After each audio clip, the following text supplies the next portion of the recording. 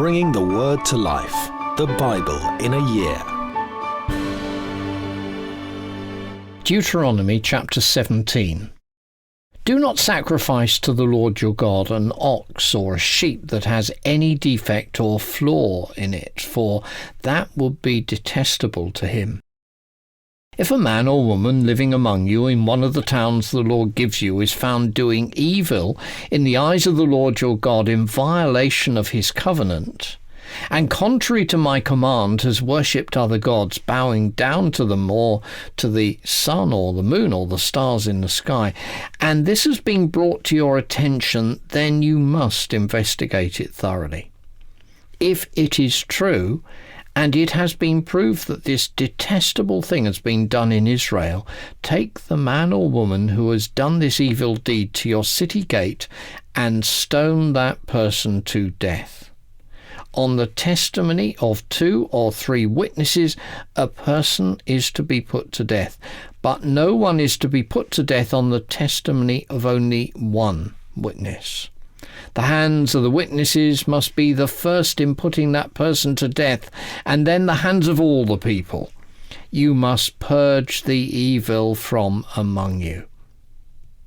If cases come before your courts that are too difficult for you to judge, whether bloodshed, lawsuits, or assaults, take them to the place the Lord your God will choose. Go to the Levitical priests and to the judge who is in office at that time. Inquire of them, and they will give you the verdict. You must act according to the decisions they give you at the place the Lord will choose. Be careful to do everything they instruct you to do. Act according to whatever they teach you and the decisions they give you. Do not turn aside from what they tell you, to the right or to the left.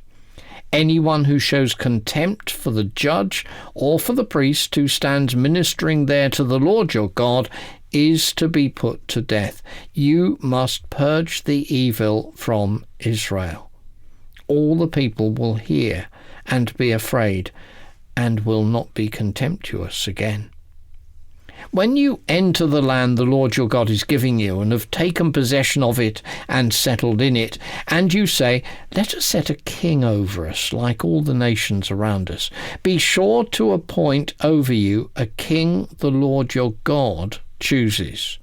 He must be from among your fellow Israelites. Do not place a foreigner over you, one who is not an Israelite. The king, moreover, must not acquire great numbers of horses for himself, or make the people return to Egypt to get more of them, for the Lord has told you, you are not to go back that way again. He must not take many wives, or his heart will be led astray. He must not accumulate large amounts of silver and gold.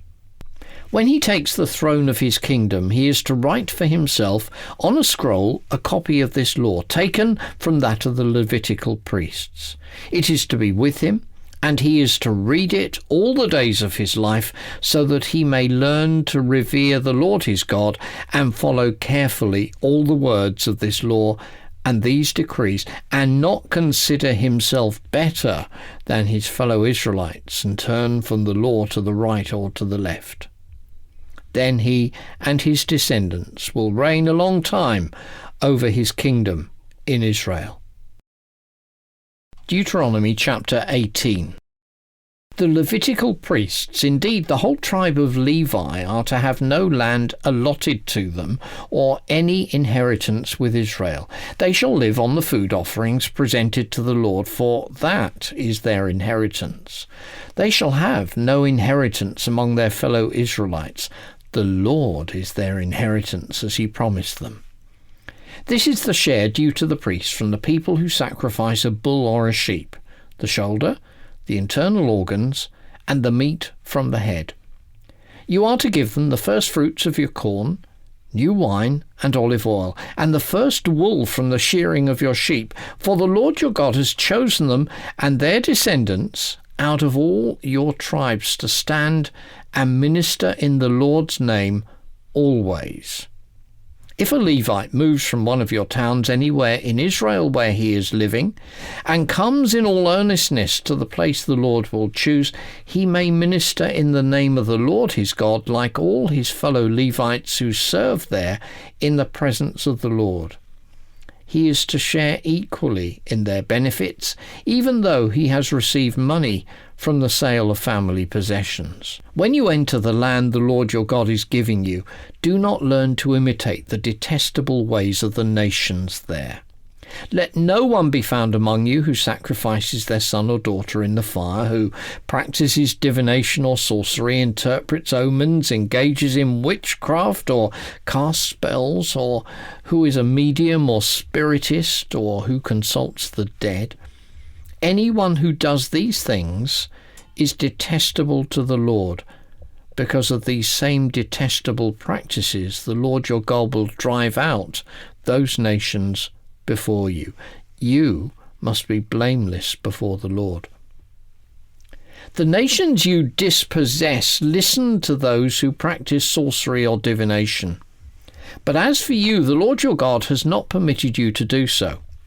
The Lord your God will raise up for you a prophet like me from among you, from your fellow Israelites. You must listen to him.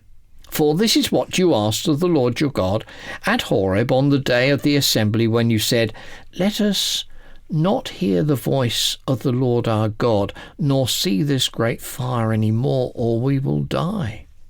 The Lord said to me, "What they say is good. I will raise up for them a prophet like you from among their fellow Israelites, and I will put my words in his mouth. He will tell them everything I command you. I myself will call to account anyone who does not listen to my words that the prophet speaks in my name. But a prophet who presumes to speak in my name anything I have not commanded, or a prophet who speaks in the name of other gods, is to be put to death." You may say to yourselves, "How can we know when a message has not been spoken by the Lord?" If what a prophet proclaims in the name of the Lord does not take place or come true, that is a message the Lord has not spoken.